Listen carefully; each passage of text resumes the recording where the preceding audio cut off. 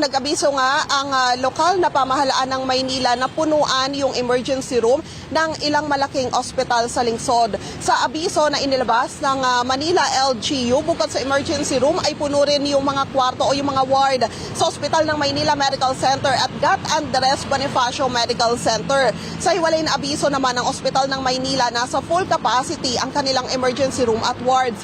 Sa kabila niyan ay patuloy pa rin naman umano ang lahat ng serbisyo ng ospital.